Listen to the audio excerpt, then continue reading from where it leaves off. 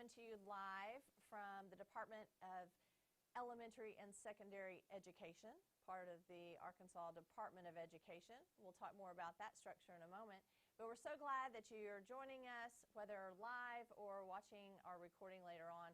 We hope to provide some useful information, updates about the STEM disciplines, both in the K-12 setting, career technical education, and beyond. So we'll get started today.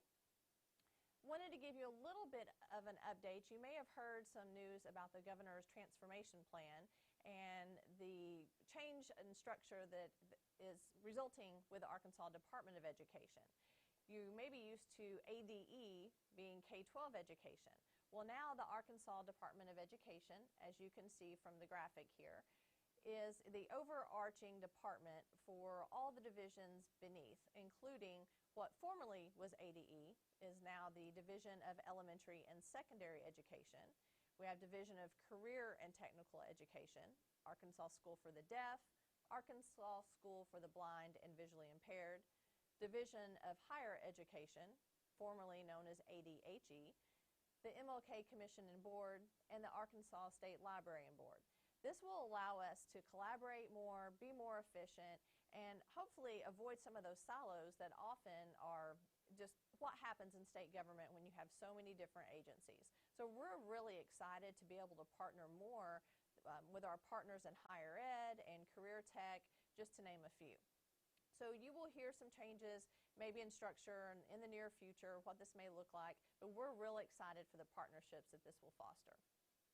And I am Tina Moore. I am the math program manager, and we are so excited to have expanded our math team here at the Department of Education and Secondary Education. I think from now on I'll just say DESE. That'll be easier. So we're excited to have brought some new members into our team. You may have already worked with Veronica in the past. Veronica has been here for a few years as one of our math specialists. We have recently added Tori, Kisa, Jamie, and Tanya all to the team of state math specialists. Tanya is actually housed up in Northeast Arkansas, but Tori, Kisa, and Jamie are housed here with us in Little Rock, and this really allows us broader coverage of not only the central Arkansas area, but also across the state. These ladies have traveled throughout the summer to all four corners of the state and every area in between, and really getting out there and supporting our co-ops and our teachers and the schools anywhere and everywhere in our state. Our contact information is here, and you'll have access to this slide deck later. And of course, you can find all of this information on our website as well. But we are here to serve you, support you at any point. Reach out to us. Email is often great since we do travel so much. If for some reason we're not here at our actual office, we will still get your email and get back to you and answer your questions. We want to be there to support you.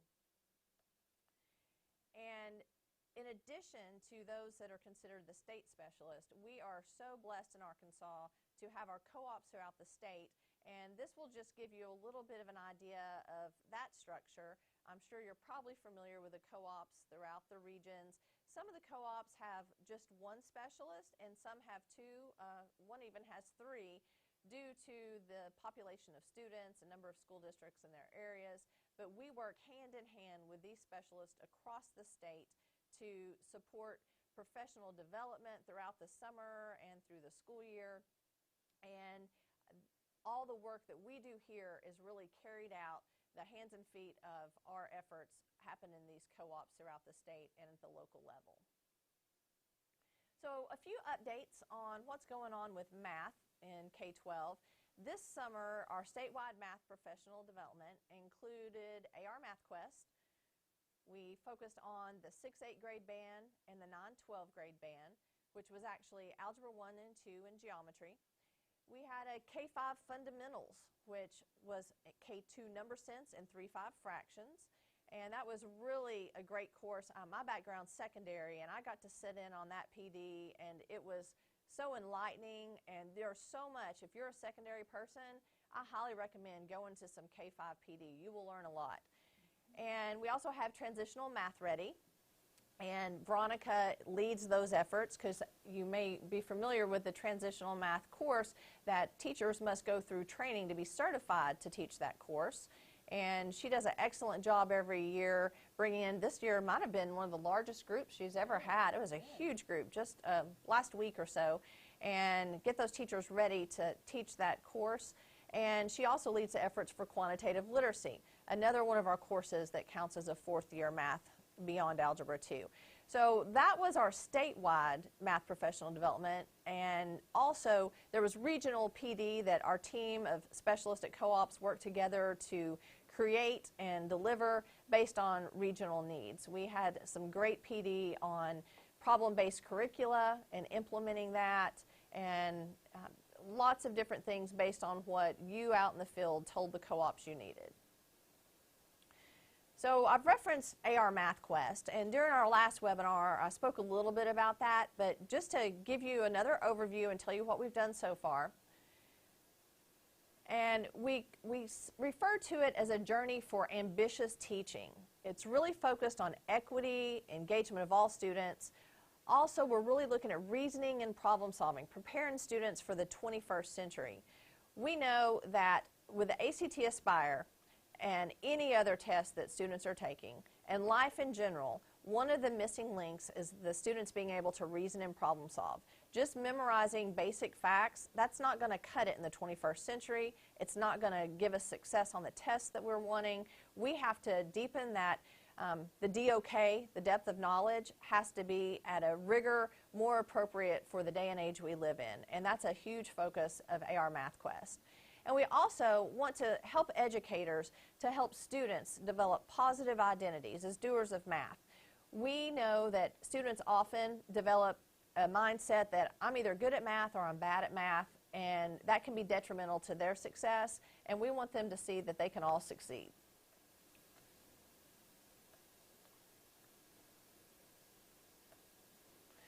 QUEST is one of the many acronyms that we like to have in education. We tend to use lots of them, but it stands for Quantitative Essentials for Students and Teachers. We can't just focus on one or the other. It has to be both.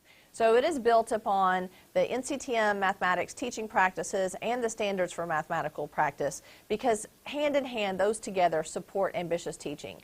It is a 2-year state-initiated professional development. And it's not that one and done, sit and get, let's go to PD for a couple days and that's it. We are with these teachers for 2 years, both face-to-face, in classrooms, book studies. In fact, here is the journey for Cohort 1. So like we said, this year it was grades 6 through 8, Algebra 1, 2, and Geometry. They started this summer. We had over 600 teachers go through this summer for our first year, the Intro to Ambitious Teaching. We have job-embedded follow-up support this fall that will take place. They'll come back this fall as well for a face-to-face session where not only is it PD providing more information for the teachers, but also they will share with one another what they're doing in the field. They will share tasks, lessons, student work, and really learn together. And then in the spring, more job-embedded support. Year 2 will be sort of a rinse and repeat of that, just different information, diving deeper into the effective teaching practices. And there is a book study going on throughout for the teachers that spans the 2 years. So this fall and spring, for that Cohort 1, we'll have book study webinars, we'll have the classroom support and the PD, but we're also introducing AR MathQuest for instructional facilitators. Now this will be all K through 12 because we want to empower our instructional facilitators to be able to support teachers in the field next year, and next year Quest will expand to include K-5. So they will receive the Introduction to Ambitious Teaching training, book study webinars, and specialized coaching ambitious teaching PD. You can find that information on our website, and we'll look where to find that shortly. These are the book studies. I highly recommend these books if you're wanting to know what effective teaching looks like. The Taking Action series, it's divided up into grade bands, K-5, 6, 8, and 9, 12. That way it's applicable to what you're teaching, because we have learned that Algebra 2 teachers, they do not want to see examples of a first grade classroom. Likewise, a first grade teacher doesn't want to see examples of an Algebra 2 classroom. So these books really use content specific to the grade bands and classroom scenarios specific, because even the standards for mathematical practice look very different in the elementary setting than they do in the middle school or high school setting. And the instructional facilitators will not only get the Taking Action book for their appropriate grade band, they will also get the Everything You Need for Mathematics coaching book, which is amazing, filled with tools and rubrics to help us support teachers. You can look at the DESE website and you can see the trail there from Division of Learning Services, Curriculum Support, STEM, Math Professional Development. But if you explore on there, you'll see a link that says State-Supported Face-to-Face Professional Learning Opportunities. And if you click on that link, it'll bring you to a Google Doc that stays updated with all our latest offerings. And it will include Quest, it'll include our transitional math training, anything that's statewide. I do want to update you on a commissioner's memo that came out. It came out with some other curriculum updates, so I want to make sure it wasn't overlooked. 8th grade algebra approval. Now, Algebra 1 has been given statewide approval to be taught in 8th grade for high school credit. Previously, schools had to apply for approval to do this. This is blanket approval. It does not alter the requirement for high schools to offer Algebra 1, though. That is still in place. That is part of the 38 required courses and does not change that. And I want to add a huge cautionary bullet point here. This is critical to your students' success, both short and long term, to ensure they do not have gaps in their learning and understanding, because we know math builds upon itself. There are learning progressions that are well established, and offering Algebra 1 in 8th grade does not mean that 8th grade standards should be skipped. There should be an accelerated pathway developed, and those 8th grade standards that may only be covered in 8th grade, but that are foundational to what comes later on in both algebra, geometry, Algebra 2, it is critical that those standards are properly taught. So please, do not think that the blanket approval is in any way implying that 8th grade math can just be skipped or overlooked, because that is not the case. We definitely need accelerated pathways in place. And we have provided some suggested guidance. You can look at these links for suggested guidance of how to select students, some examples there of what those pathways may look like, and we're glad to remove the barrier of the extra work of having to apply for approval, but we hope that we will still see schools go through the proper channels for what's best for students to ensure that they have the math knowledge and understanding they need to be successful. If you would like updates on math education in our state, you can sign up through this link, or you could scan this barcode, and you will be on a listserv, and when important information comes out, we'll shoot it out to the group. It's not something that we send you spam all the time, but if there's something useful out there to let you know about, like we might inform you about the upcoming Arkansas Council of Teacher of Mathematics mini conference that's going to be happening in September. You'll want to check that out. It's a one-day conference. Last year was excellent, greatest attendance they've ever had, and we're hoping this year will be even more. Robert Berry, Dr. Robert Berry, the president of NCTM, will be one of the keynotes, and several other great speakers. So that type of information is something we might send out on the listserv, just trying to keep the channels of communication open. So that is it for the math portion, and I thank you for your time. I shared our contact information earlier. At any time, reach out to us. We want to be there to help you, to serve you, and help you see success for your students. So now I'm going to pass it over to my science colleague. Hello. Thank you. Thank you, Dr. Moore. Hi, my name is Michelle Snyder, and I'm the Science Program Manager here. And I'd like to just give you guys some updates on the science program. Arkansas K-12 science standards are strong in their implementation. We have been implementing elementary since early 2012, and we are moving into several years of our GPS, Professional Development and Support System. We have just completed our 5th season of GPS, and so we hope you continue to attend our Grasping Phenomenal Science sessions to support the implementation of the Arkansas K-12 Science Standards. We are 6 strong. Like Dr. Moore mentioned, we have strengthened the science program here at DESE. In addition to myself, we now have several state science specialists housed here at the department. Pam Levon is our STEM integration specialist. Sandra Lamberson is located in the Northeast area, and she too is part of our state team. Sharon McKinney, you may know her. She's done a lot of work here in Central Arkansas for the past several years, and of course our colleague Ann Finch in assessment. And we're in the process of trying to locate a new science program advisor, and we will announce hopefully a person chosen for that soon. Here's our happy team, and so we look forward to meeting you in the field and assisting you in implementing the standards and changing the way we teach science to engage our students, to meet their cultural backgrounds, and to improve their science growth scores. In addition, we are now 20 strong in the field. We have as well 5 of our education service cooperatives have 2 science specialists now on board: Crowley's Ridge, Dawson, Guy Fenter, Northwest, and Wilbur D. Mills.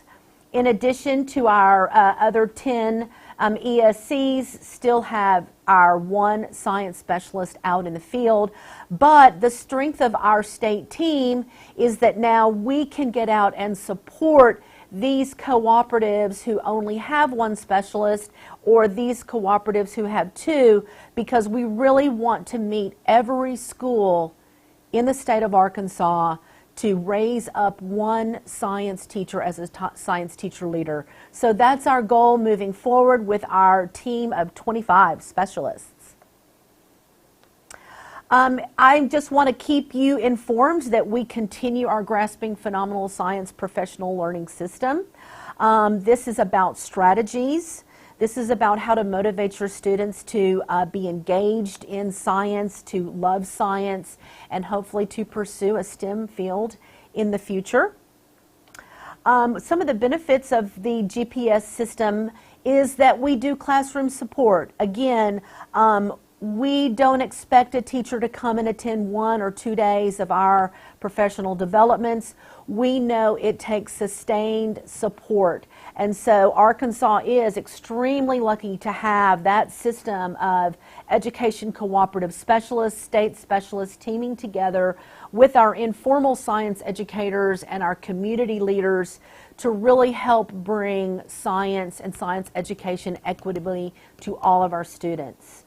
We are modeling the science practices to support our ACT Aspire. We are seeing evidence in our classrooms of teachers who have attended Grasping Phenomenal Science sessions that they are seeing science growth. We are targeting DOK Level 3 in our performance assessments. We're supporting literacy and math. We know that science supports these 2 content areas, and we are working hard to support that, especially in the elementary grades. We want to model strategies to increase our student engagement, build teacher leadership skills, and of course, we want to see student growth in our science assessment scores. Here's our products that we are continuing to offer. Of course, we will continue our introductory. We are going to continue our STEM integration elementary professional developments. We have seen excellent success and feedback on the curriculum unit development. We are expanding that to include content, modules to overlay into our phenomena that we are engaging teachers in developing for their students. Formative assessment in 3D science instruction. Formative assessment is important. It's important to our PLC work to develop those common formative assessments, but it is unique in a 3D science classroom, and we are here to provide that support. Again, we have 3 professional developments focused directly on the 3 reporting categories of ACT: Aspire, Science Investigations, Evaluating Models, and Interpretation of Data. And again, scientific argumentation has been a very effective professional development for high school teachers. They seem to grasp this level and this rigor of attacking scientific argumentation with their students. Again, we have a similar platform if you are interested in the science professional development that we will be offering through this coming school year. This is where you're going to go, onto the science platform here on our DESE website. So again, you can always reach out and contact us. We are available. We are all listed on these pages. So reach out if you have any questions. And I think I'm going to turn it over to my colleague in computer science.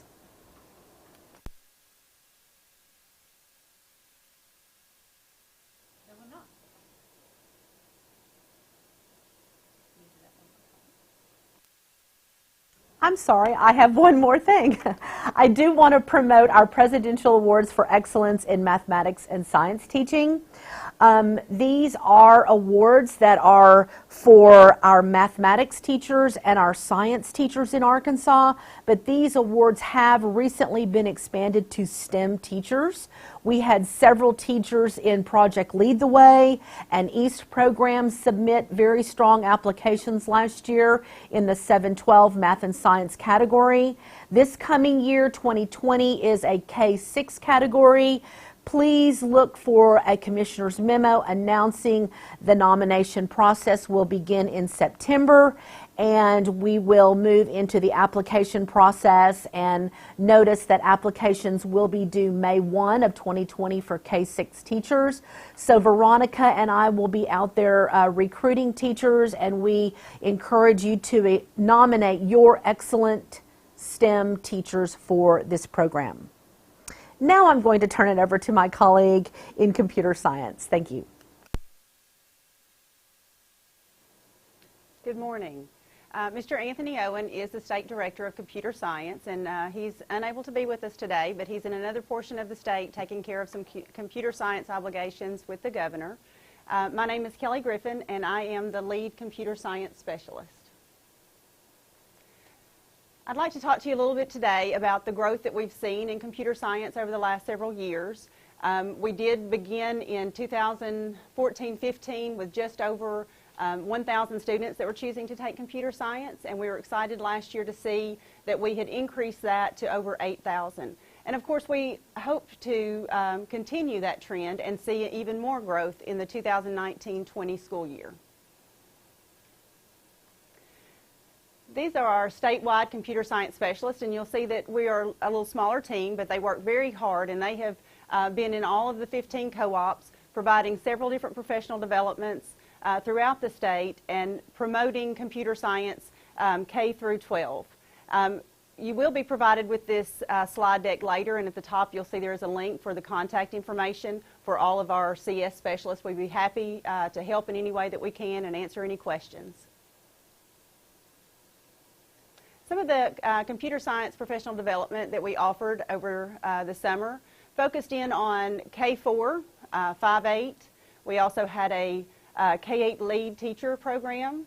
We offered a launch into coding, some coding block resources, and our high school computer science and certification preparation. And I'd like to share a little bit more with you about what each of these, the focus of each of these.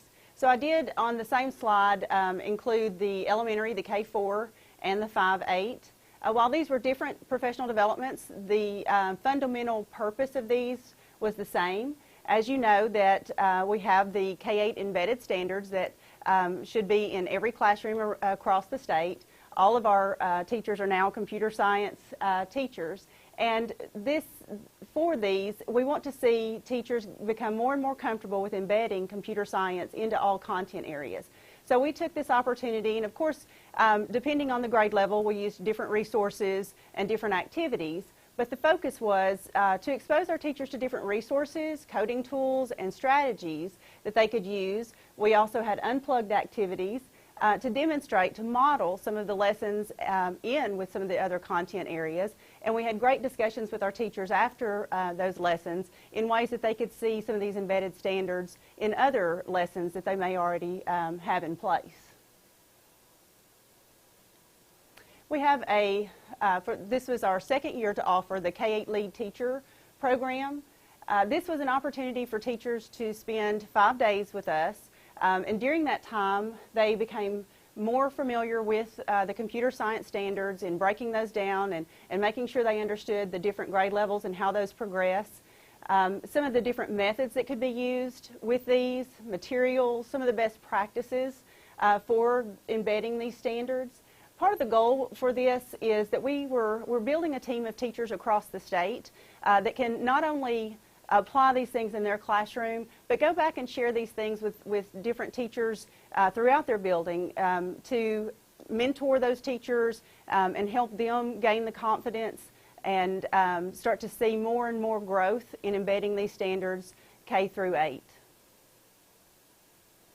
We also offered a professional development called Launch into Coding, and this was actually available to K through 8 teachers. While we did have several of our coding block teachers that were present for this, we did have others that may have just wanted to attend to further their knowledge of the basics of computer science. And so through this professional development, we utilized block-based coding, which many of our teachers are familiar with, but we also progressed into some of the text-based platforms to help the teachers apply some of those basic concepts. So we did expose them to things such as data types, variable declarations, assignment statements, conditionals, iterations. So some of the basic things that our kids are seeing in the block coding, but becoming more familiar with those terms and how that would look as our students progress into text-based. For our coding block resources, obviously this was something that we were really strongly encouraging our coding block teachers to attend. Many of our teachers have foundation of the different concepts, but they're ready to move into some other things. And part of what we've heard from our teachers is that they want to move into some of these other things, but maybe they don't have a lot of experience with them, and so they're not as comfortable bringing those into the classroom. So we worked in Pencil Code, which was more of a visual platform that they could use with their students to it's a way for students to see as they alter. They can see a visual change in the things they create. But we also did some physical computing. And so microbits are a device that many of our teachers are familiar with. But we chose to bring a kit in with that allowed teachers to become more familiar with breadboarding, servo motors, sensors, resistors. And so we were looking for ways to help our teachers grow their knowledge in some of the electronic side so that they can take that back to their students and they can start to create and code with these different items in their coding block. The coding block is a at least 4 to 5 week section that all 8th graders are required to have before leaving the 8th grade. So it can be in 7th or 8th, but all should have had their coding block course by the time they leave the 8th grade. We also had our high school computer science and certification prep PD. One of the state requirements is that all high schools offer the level 1 and 2 computer science course. So we continue to see teachers grow in this, and so we have each year we have more and more teachers that have chosen to go into computer science to offer those level 1 and 2, and then possibly even beyond the level 1 and 2. This summer we also had advanced professional developments. So for some of our teachers that may have their 528 certification and are looking to expand their knowledge in other areas, it may be in information security.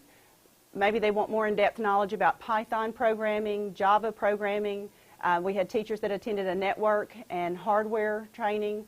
And then we also had Harvard for the second year that came in and offered the AP CS50 principles PD so that our teachers that were looking to offer this AP course could be certified and able to offer these things. In our professional developments for our K-8 teachers, we saw over 350 K-8 teachers this summer. And then during that 7-8 coding block for the intro and the resources, we saw approximately 175 teachers that we were able to work with. And then for the high school offerings that we had, not only the high school but the advanced trainings, we had approximately 185 teachers that we had the opportunity to work with this summer. One of our goals, and while we've seen an increase in this, we want to continue to see more and more teachers in the classroom. And while virtual classroom is great, that just doesn't compare to having a teacher face-to-face with those students, and in part because, yes, all high schools are required to offer that level 1 and 2 computer science course. We hope to see those districts increase the other courses that they are offering into some of the advanced. So we hope to work more and more with the different teachers to see more face-to-face in our high school classrooms. So I do want to share a little bit of the computer science support structures that we have in place. There are links here. The top link actually takes you directly to the computer science webpage where there's any information that you would need to know about computer science can be found. But there are two documents that I really wanted to make sure you're aware of and have easy access to as we begin the new school year. One of those is the computer science fact sheet. Any information that you may need to know about state requirements for our K-8 embedded, for the 7-8 coding block, and for the high school can be found on this document. It is one of those that you do not want to print because you will see at the top of that page, while it was created in 2015, it was updated as recent as this spring. The next link that I have available is a link to the computer science standards and courses. So as we start the new year, making sure that you have those standards available so that you can make sure that you're going back and looking through those to embed or implement those in your different classrooms. We also have a computer science listserv, which is a great way to stay current on the things that are happening in Arkansas with computer science.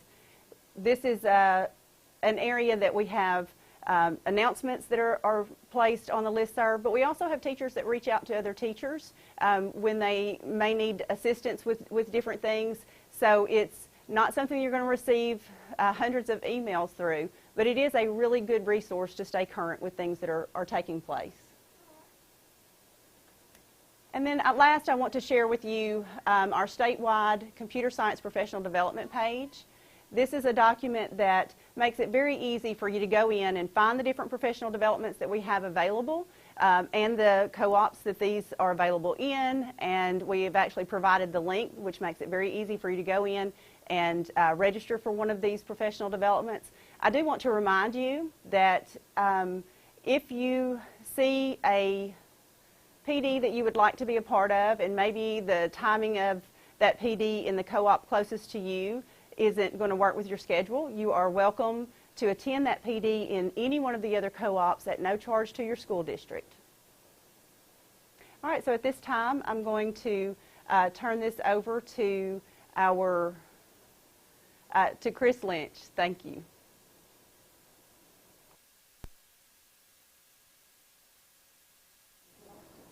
Hi, my name is Chris Lynch, and I am the STEM manager for the Arkansas Department of Education, Division of Career and Technical Education. I'd like to talk a little bit about our STEM programs of study in the realm of career and technical education. We work very closely with Mr. Owen's computer science group to develop programs of study in computer science. We also have drafting and design programs of study, biomedical science, and pre-engineering programs of study. I'd like to talk about a new program that we have implemented and will be available for schools to apply for startup grants and for to implement a program of study in the 2020 school year. One of those is the Unmanned Aerial Systems program of study. This program of study includes 3 courses where students design, build, and fly drones, and provide the students with a lot of skills that industry is looking for, employers are looking for, including things like soldering, problem solving, and critical thinking skills. The goal of this program really is to provide students the opportunity to obtain the FAA Part 107 licensure to be able to fly commercial drones and start their own business flying drones. Students collect and analyze data from cameras and other sensors, and the capstone courses of this program encourage students to learn skills in analyzing data from various sources and collecting big data sets and working with that data. Another new program that will be available on the Startup Portal this year is Automation and Robotics Technology.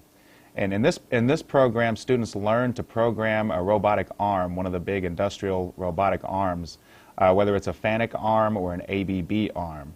And the goal of that program is to get the students certifications so that they can go straight to work out of high school, or they have multiple options to go into industrial engineering or other robotics programs.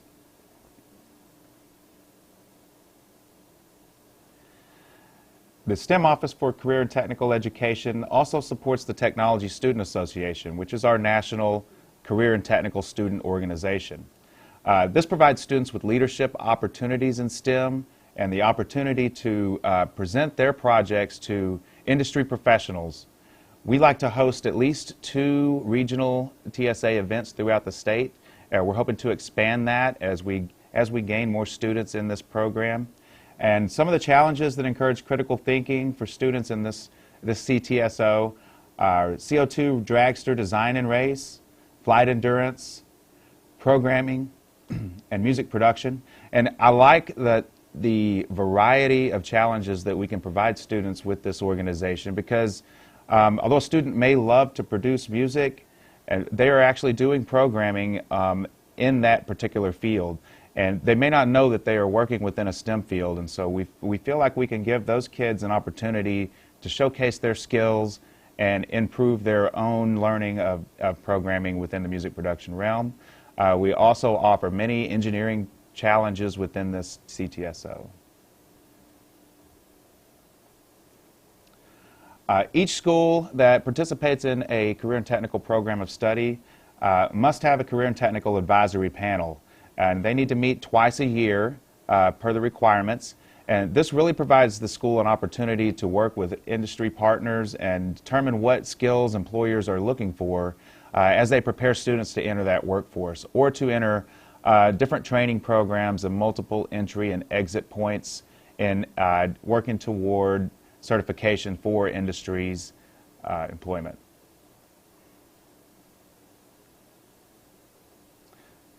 Here's our contact information.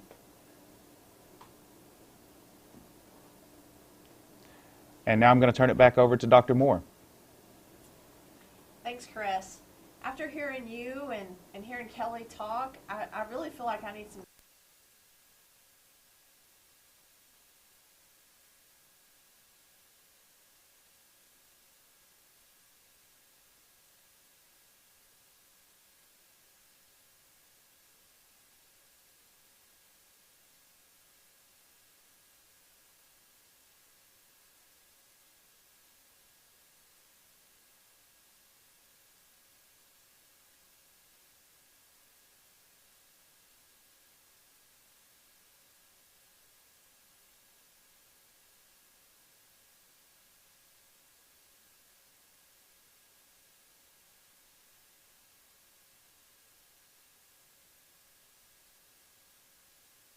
had it on mute, so maybe you did not hear anything I said at all. I'm not sure.